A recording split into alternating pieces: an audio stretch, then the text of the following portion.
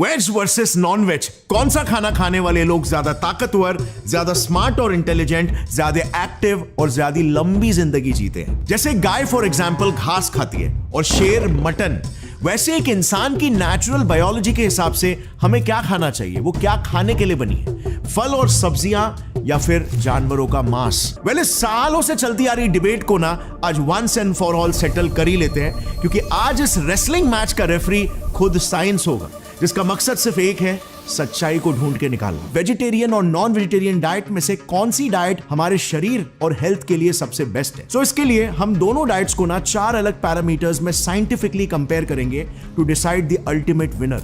Cool? Then let's start. First parameter है strength. क्या लगता है आपको, वेज इंसान ज्यादा ताकतवर होगा या एक नॉन वेजिटेरियन इंसान? देखो, इस केस में ना 19th सेंचुरी के एक जर्मन बॉडी बिल्डर है यूजीन सैंडो करके, काफी फेमस है, आपने सुना भी होगा इनके बारे में।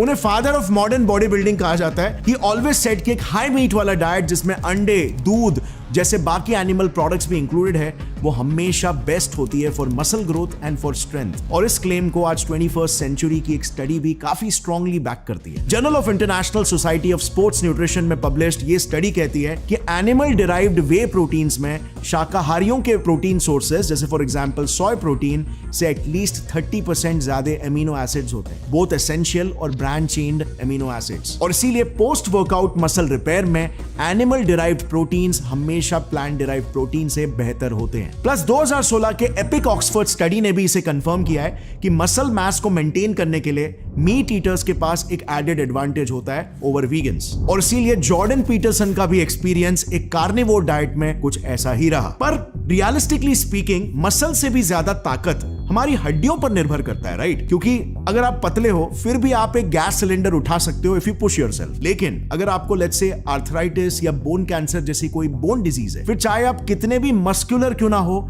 फिर भी एक सिंपल से सूटकेस को भी आप नहीं उठा पाओगे। सो बोन्स के स्ट्रेंथ के लिए आखिर कौन सी डाइट बेहतर है? वेल, लैंसेट जैसे रेप्यूटेड जर्नल्स में ऐसे बहुत सारे केसेस रिपोर्टेड है जिसमें लोगों को कैल्शियम डेफिशिएंसी की वजह से सिवियर ऑस्टियोपोरोसिस हो गए, यानी कि हड्डियां खोखली होने लग गई, जिससे उनमें फ्रैक्चर्स का रिस्क 30% से बढ़ गया। जानना चाहोगे वो किस टाइप की डाइट ले रहे थे? वेल, वो सारे के सारे वीगन्स थे, क्योंकि वीगन खाना खाने से उनके शरीर को रोज सिर्फ 500 से 700 मिलीग्राम कैल्शियम मिल रहा था, which is literally half of what your body needs on a daily basis. But यहां पर ना मेरी रिसर्च में एक बहुत ही इंटरेस्टिंग केस सामने आया आज से करीब 2000 साल पहले का। सो जो रोमन ग्लैडिएटर्स होते थे ना, उनको हमेशा एक वेल प्लान्ड वेजिटेरियन डाइट पर रखा जाता था, और ये सभी वॉरियर्स यानी कि तगड़े योद्धा हुआ करते थे। सो वो अपने आप को स्ट्रॉन्ग कैसे रख पाते थे? वेल, इट टर्न्स आउट कि कैल्शियम की कमी पूरा करने के लिए उनके डाइट में थोड़ा सा ऐश यानी कि राख ऐड किया जाता था, और प्रोटीन्स की कमी को पूरा करने के लिए उन्हें बार्ली, बीन्स, ड्राई फ्रूट्स ऐसे मल्टीपल प्रोटीन सोर्सेस खिलाए जाते थे, ताकि एक सोर्स में जो एमिनो एसिड्स की कमी है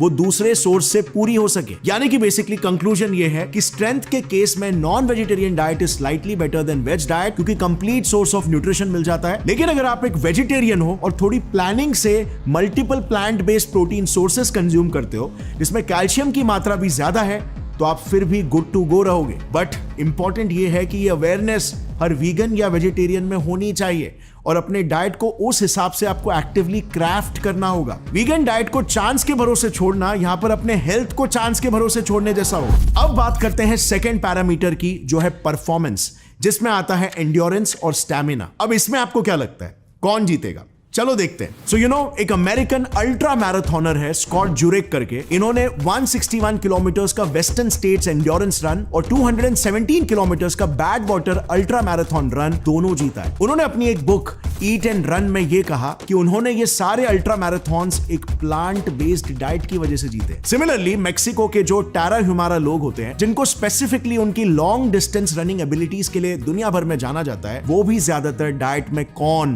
बीन्स, स्क्वैश और चिया सीड्स जैसे फूड्स खाते हैं। अब आखिर ऐसा क्यों? वेजिटेरियन डाइट का स्टैमिना और एंड्योरेंस से क्या रिलेशन है, और नॉन वेजिटेरियन डाइट में क्या डिसएडवांटेज है?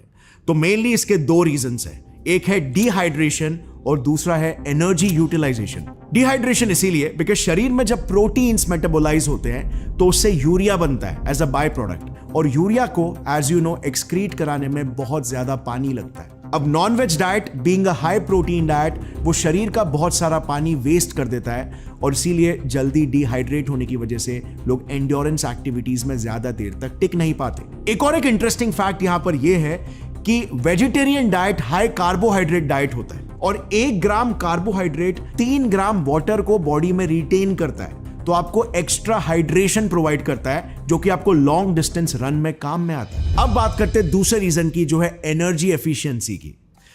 अगर मैं स्टैमिना की बात करता हूं तो आपके दिमाग में कौन सा जानवर आता है? आपके दिमाग के घोड़े दौड़ने लगते हैं, राइट?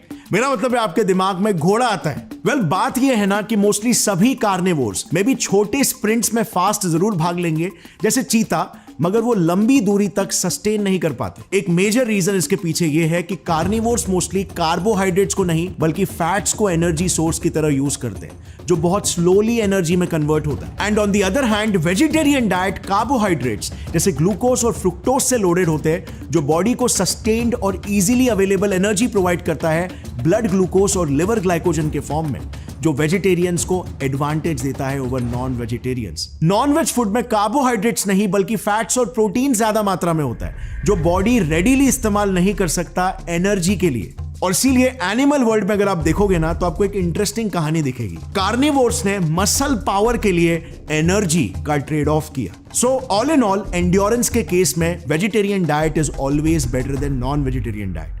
अब बात करते हैं थर्ड पैरामीटर की जो है कॉग्निटिव फंक्शंस यानी कि ब्रेन पावर की। अब देखो, हमने एवोल्यूशन वाले पार्ट में ये ऑलरेडी डिस्कस कर लिया है कि हमारे दिमाग का विकास हो ही पाया जस्ट बिकॉज हमने मांस खाना शुरू किया। हमें मांस खाने से ज्यादा प्रोटीन्स और न्यूट्रिशन डेंस कैलोरीज मिलने लगे जिसने हमारे ब्रेन डेवलपमेंट में एड किया और हम होमो सेपियंस में इवॉल्व हो पाए। ऑल्सो हमने ये भी जाना कि एक vegan diet stage 3 vitamin B12 deficiency cause करती है, लेकिन शायद आपको इसका अंदाजा नहीं होगा कि डेफिशिएंसी के कितने सीरियस इफेक्ट्स हो सकते हैं। आपको याद होगा हमने अपने इस वाले लास्ट वीडियो में कहा था कि एक डीएनए मीथाइलेशन करके प्रोसेस होता है जो आपके जीन एक्सप्रेशंस यानी कि जीन्स बॉडी को जो सिग्नल्स देते हैं उन्हें ऑन या ऑफ करता है।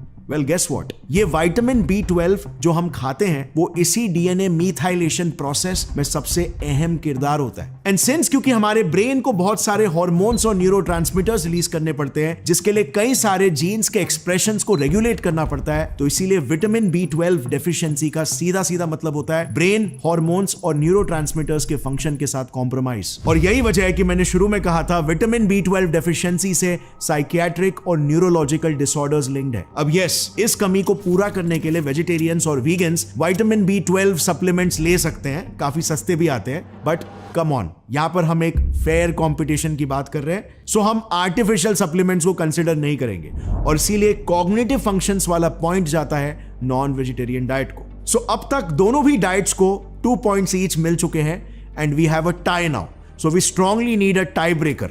सो बढ़ते हैं final and the most important parameter की तरफ, the fourth parameter, diseases and longevity, यानी कि ज्यादा लंबी उम्र कौन जिएगा। अब इस पर्टिकुलर पैरामीटर में ना गेम थोड़ा सा ट्रिकी है, जज करना थोड़ा मुश्किल है, क्योंकि अगर हम बात करें ऑल कॉज मोर्टेलिटी का, यानी कि स्पेसिफिकली वेज या नॉन वेज खाने की वजह से नेचुरल लाइफ स्पैन कम होती है या ज्यादा होती है, तो इसमें ऐसे कोई स्ट्रॉन्ग कोरिलेशंस नहीं मिले। इस पॉइंट पे कह सकते हैं कि दोनों भी डाइट्स कंज्यूम करने वाले लोग इक्वल ही जीते हैं। मगर अगर हम बात करें मोर्टेलिटी बिकॉज ऑफ डिजीजेस यानी कि हार्ट डिजीजेस या कैंसर, तो यहां पर कहानी थोड़ी सी बदल जाती है। एक स्टडी के अनुसार वेजिटेरियंस में हार्ट डिजीज से मौत 24% कम देखी गई है नॉन वेजिटेरियंस के मुकाबले।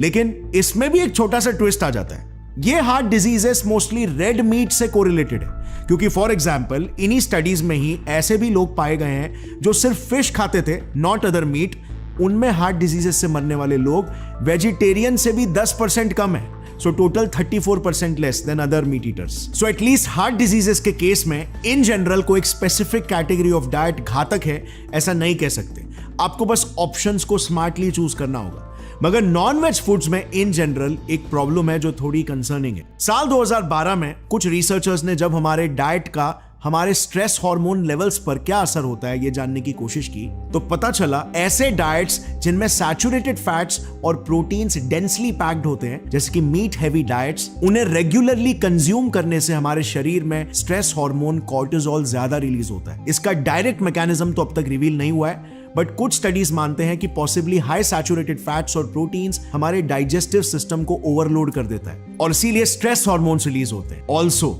एंड मोर इंपॉर्टेंट, ये साइड इफेक्ट सिर्फ आप तक ही सीमित नहीं रहता। स्टडीज में एक इंटरेस्टिंग ऑब्जर्वेशन पाया गया कि प्रेग्नेंट वुमेन जो रेगुलरली मीट खाती है, बीट रेड मीट और फिश, उनमें तक ये देखा गया कि उनके बच्चे हाई बीपी के साथ पैदा होते हैं because of high cortisol levels. Plus there is a risk of cancer as well. International agency for research on cancer और WHO दोनों ने रेड मीट यानी कि बीफ, पोक, गोट, लैम्ब, हॉर्स, इनको कई सालों से पॉसिबल कार्सिनोजेंस की लिस्ट में शामिल करके रखा हुआ है, क्योंकि ऐसे 500 से भी ज्यादा स्टडीज मिले हैं जो बताते हैं कि रेड मीट अनेकों तरह के कैंसर्स को कॉज कर सकता है, स्पेशली कोलोरेक्टल कैंसर जिसमें ब्लडी स्टूल्स निकलते हैं। रिसर्चर्स ये भी बताते हैं कि पर 100 ग्राम्स ऑफ रेड मीट आपकी लाइफ में कैंसर का रिस्क 17% से बढ़ा देता है। ये इसीलिए होता है क्योंकि जब हम रेड मीट को कुक करते हैं तो उसमें नेचुरली जो high amounts of nitrate compounds होते हैं वो हीट से एन नाइट्रोजो कंपाउंड्स NOCs में कन्वर्ट हो जाते हैं जो कि कार्सिनोजेनिक होते हैं। ये NOCs बेसिकली जब बनते हैं तो हमारे पेट के इनर लाइनिंग के सेल्स को डैमेज करते हैं जो कि